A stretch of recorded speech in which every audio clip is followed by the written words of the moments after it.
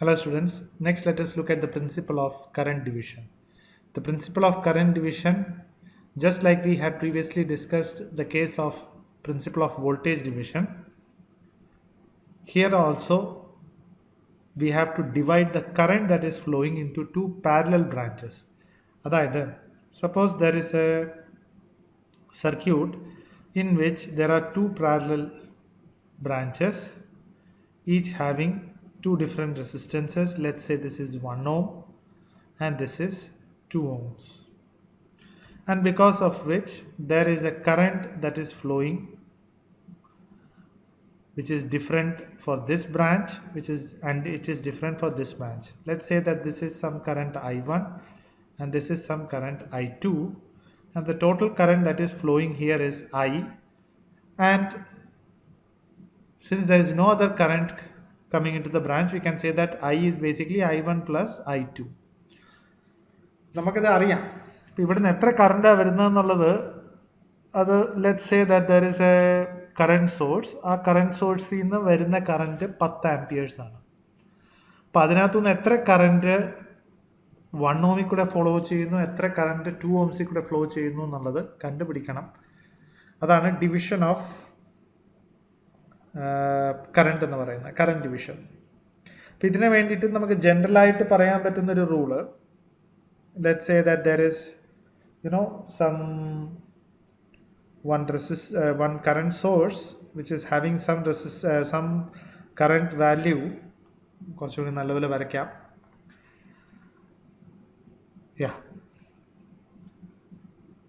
Current value ഉണ്ട്.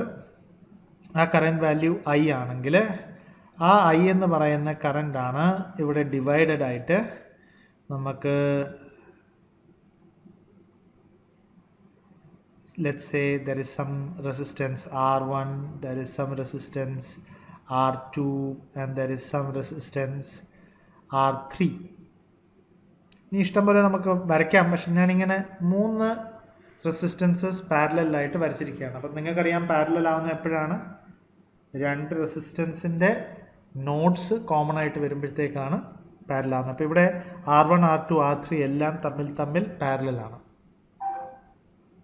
ഇങ്ങനെ ഇരിക്കുന്ന സിറ്റുവേഷനിൽ നമുക്കറിയേണ്ടത് ഇവിടെ ഫ്ലോ ചെയ്യുന്ന കറണ്ട് I1 എത്രയായിരിക്കും, ഇവിടെ ഫ്ലോ ചെയ്യുന്ന കറണ്ട് I2 എത്രയായിരിക്കും, ഇവിടെ ഫ്ലോ ചെയ്യുന്ന കറണ്ട് I3 എത്രയായിരിക്കും. അതിന് വേണ്ടിയിട്ടാണെങ്കിൽ നോക്കുക, I1 എന്നുള്ള കറണ്ട് കണ്ടുപിടിക്കണമെങ്കിൽ സിമ്പിളായിട്ടുള്ള formula 1/R1 divided by total എത്രയാ, 1/R1 plus 1/R2 1/R2 plus 1/R3, that multiplied by the total current that is incoming. എത്ര കറണ്ട് ആണോ ഇതിൻ്റെ ഉള്ളിൽ, ഈ ടോട്ടൽ ബ്രാഞ്ചിൻ്റെ ഉള്ളിൽ എത്ര കറണ്ട് ആണ് വരുന്നത്, അതിനകത്തു നിന്നൊരു പോർഷൻ ആണല്ലോ I1. അപ്പോൾ ആ വരുന്ന കറണ്ട് എത്രയാണ്, ഇവിടെ I ആണ് കാണിച്ചിരിക്കുന്നത്. അപ്പോൾ I. സോ ഇതായിരിക്കും അതിൻ്റെ ആൻസർ.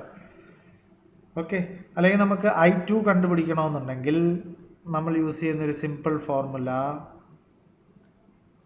സെയിം നേരത്തെ എഴുതിയ മാതിരി തന്നെ, ഏത് ബ്രാഞ്ചിൽ കൂടെ ഉള്ളതാണോ കണ്ടുപിടിക്കേണ്ടത്, ഇപ്പോൾ R2 കൂടെ ഉള്ളതാണ് കണ്ടുപിടിക്കേണ്ടതെങ്കിൽ സോ 1/R2 ഡിവൈഡഡ് ബൈ താഴെ ഈ കോമൺ എത്രയാ, 1/R1 plus 1/R2 plus 1/R3. അപ്പോൾ ഇതാണ് നമുക്ക് ബേസിക്കലി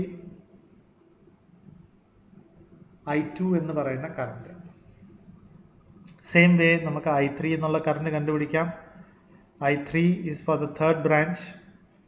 ഓക്കെ, ഇപ്പോൾ തേർഡ് ബ്രാഞ്ചിൽ നമുക്കറിയാം റെസിസ്റ്റൻസ് R3 ആണ്. അങ്ങനെയാണെങ്കിൽ 1/R3 divided by 1/R1 plus 1/R2 plus 1/R3, the whole into current I. ഇതിനകത്ത് നമ്മൾ ശരിക്കും നോക്കാൻ വേണ്ടിയിട്ട് പോവുകയാണെങ്കിൽ നമുക്ക് ഇതിനകത്ത് ഇത് ഫർദർ സിംപ്ലിഫൈ ഒക്കെ ചെയ്യാൻ വേണ്ടിയിട്ട് പറ്റും. അത് ഞാൻ നിങ്ങൾക്ക് വിട്ടിരിക്കുകയാണ്. ആ സെയിം റൂൾ നമുക്ക് ഇവിടെ ഒന്ന് അപ്ലൈ ചെയ്ത് നോക്കാം. അപ്പോൾ ഇവിടെ I1ൻ്റെ കറണ്ട് എത്രയാണ്, I1 എന്ന് പറയുമ്പോഴത്തേക്ക്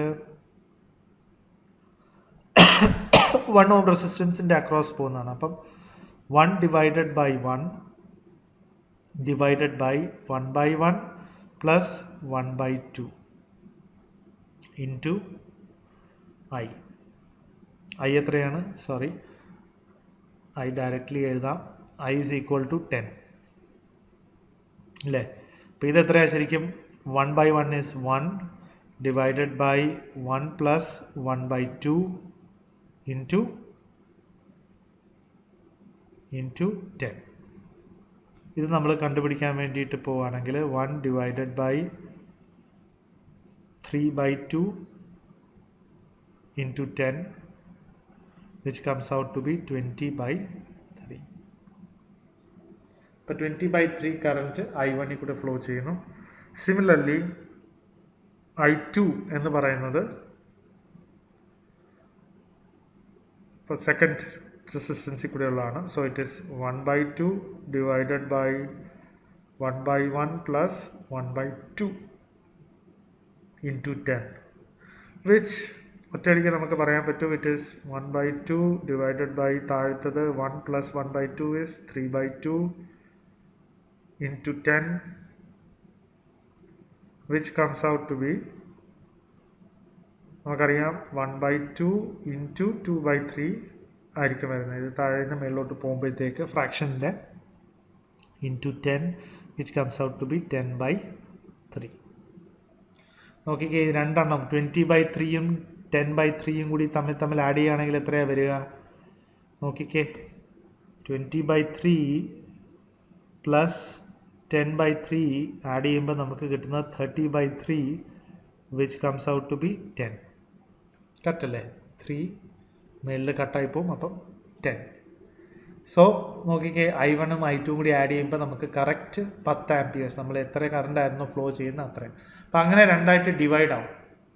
ഞാൻ ഇതിന് വേറൊരു ഷോർട്ട് കട്ട് ഇതിന് പറയുന്നുണ്ട്. അതെങ്ങനെയാണെന്ന് വെച്ചാൽ, ഇപ്പം നമുക്ക് ഞാൻ ഇനി മുതൽ അതായിരിക്കും ഷോർട്ട് കട്ട്സ് ആയിരിക്കും യൂസ് ചെയ്യുന്നത്. ഇത് നിങ്ങൾക്ക് ഇങ്ങനെ ചെയ്യാമെങ്കിൽ ചെയ്യുക. ഞാൻ ജനറലി യൂസ് ചെയ്യുന്ന വേറൊരു മെത്തേഡാണ്. ഇപ്പോൾ ഫോർ എക്സാമ്പിൾ സെയിം പ്രോബ്ലം തന്നെ ഞാൻ കാണിക്കുകയാണ്. നമുക്കിവിടെ 10 ആംപിയേഴ്സ് കറണ്ട് ഉണ്ട് and resistance in parallel. So this is 1 ohm, this is 2 ohms and they are connected in parallel. Same problem, പക്ഷെ ഞാൻ വേറൊരു ടെക്നിക്കും കൂടെയാണ് ട്രൈ ചെയ്യാൻ വേണ്ടി പോകുന്നത്. നിങ്ങൾ ഇതായിരിക്കും മോസ്റ്റ് പ്രോബ്ലി പഠിച്ചിരിക്കുക. അതുകൊണ്ട് ചില ആൾക്കാർക്ക് ഇത് കൂടുതൽ ബെനിഫിഷ്യലായിട്ട് തോന്നും. നമ്മൾ എങ്ങനെ I1 കണ്ടുപിടിക്കുക എന്ന് പറഞ്ഞാൽ, ഏത് ബ്രാഞ്ചാണോ നമുക്ക് കണ്ടുപിടിക്കേണ്ടത് അതിൻ്റെ ഓപ്പോസിറ്റ് ബ്രാഞ്ച് എടുക്കുക.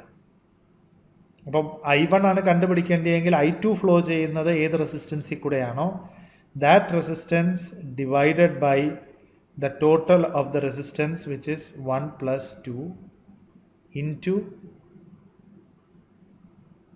total current which is 10. This comes out to be directly 2/3 into 10 which comes out to be 20/3. നോക്കിക്കേ, സെയിമാണ് നമുക്ക് കിട്ടിയത്. പക്ഷേ ടെക്നിക്കൽ എന്താ വ്യത്യാസം? നേരത്തെ നമ്മൾ എഴുതിക്കൊണ്ടിരുന്നപ്പോഴത്തേക്ക് ഏതിൽ കൂടെയാണ് പോകുന്നത് ആ റെസിസ്റ്റൻസിൻ്റെ 1 that റെസിസ്റ്റൻസ് ആയിരുന്നു നമ്മൾ എഴുതിക്കൊണ്ടിരുന്നത്. 1/1 ആണ് നമ്മൾ നേരത്തെ എഴുതിക്കൊണ്ടിരുന്നത്. നോക്കിക്കേ മേളിൽ നമ്മളവിടെ 1/1 ആയിരുന്നു എഴുതിക്കൊണ്ടിരുന്നത്. കറക്റ്റല്ലേ? ഇവിടെ 1/1 ആണ് നമ്മൾ എഴുതിക്കൊണ്ടിരുന്നത്. പക്ഷെ ഇവിടെ വന്നപ്പോഴത്തേക്ക് ഏതിൽ കൂടെയാണോ കറണ്ട് ഫ്ലോ ചെയ്യേണ്ടത് അതിൻ്റെ ഓപ്പോസിറ്റ് ബ്രാഞ്ച് എടുക്കുക. ആ ഓപ്പോസിറ്റ് ബ്രാഞ്ചിൻ്റെ വാല്യൂ ഇവിടെ എഴുതുക. ഡിവൈഡഡ് ബൈ ടോട്ടൽ റെസിസ്റ്റൻസ് എത്രയാണോ 1 plus 2 അത് ഡയറക്റ്റ്ലി എഴുതുക. ഇത് ഇങ്ങനെ എഴുതിയുള്ള ഗുണം എന്താ? ഇവിടുത്തെ കുറേ ഫ്രാക്ഷൻസ് ഒക്കെ നമുക്ക് അവോയ്ഡ് ചെയ്യാൻ പറ്റും. അപ്പോൾ ഇതാണ് മിക്കവരും നേരത്തെ പഠിച്ചിട്ടുണ്ടാവുക. ഈ ഒരു ടെക്നീക്ക് നമുക്ക് യൂസ് ചെയ്തിട്ട് തന്നെ I2 കണ്ടുപിടിക്കാം. നോക്കിക്കോ, I2. അപ്പോൾ I2 എന്ന് പറഞ്ഞാൽ ഈ കറണ്ടാണ്. അപ്പം ഈ ബ്രാഞ്ചാണോ നമ്മൾ എടുക്കേണ്ടത്? അല്ല, ഓപ്പോസിറ്റ് ബ്രാഞ്ചിൽ എത്രയാ? 1. സോ 1 ഡിവൈഡഡ് ബൈ ടോട്ടൽ എത്രയാ? 1 ohms plus 2 ohms into 10 which comes out to be 10/3. അപ്പം രണ്ട് റെസിസ്റ്റൻസിൻ്റെ കേസ് വരുമ്പോഴത്തേക്ക് നമുക്കിതാണ് കിട്ടുന്നത്. ഇതിൽ ടെക്നിക്കൽ വ്യത്യാസം ഉണ്ടായെന്ന് വിചാരിച്ചിട്ട് മാക്സിൽ വ്യത്യാസം വരുന്നില്ല. നിങ്ങളിത് ശരിക്കും സോൾവ് ചെയ്യുവാണെങ്കിൽ നമുക്കത് തന്നെയായിരിക്കും കിട്ടുക. പക്ഷേ അത് സോൾവ് ചെയ്ത് കിട്ടിയിരിക്കുന്നത് ഡയറക്റ്റ്ലി ഞാനിവിടെ യൂസ് ചെയ്തു. ഇവിടെ ഞാൻ ആ എക്സാക്റ്റ് ഇക്വേഷൻ യൂസ് ചെയ്തു. അത് കാരണം ഇങ്ങനെ ഇരിക്കുകയാണ്. ഓക്കെ, അപ്പോൾ നമുക്ക് ഈ ടെക്നീക്ക് യൂസ് ചെയ്താൽ മതി. ഞാൻ ഇനി മുതൽ മുമ്പിലോട്ട് പോകുമ്പോൾ കറണ്ട് ഡിവിഷന് ഈ ഒരു ടെക്നീക്കായിരിക്കും യൂസ് ചെയ്യുന്നത്. Thank you.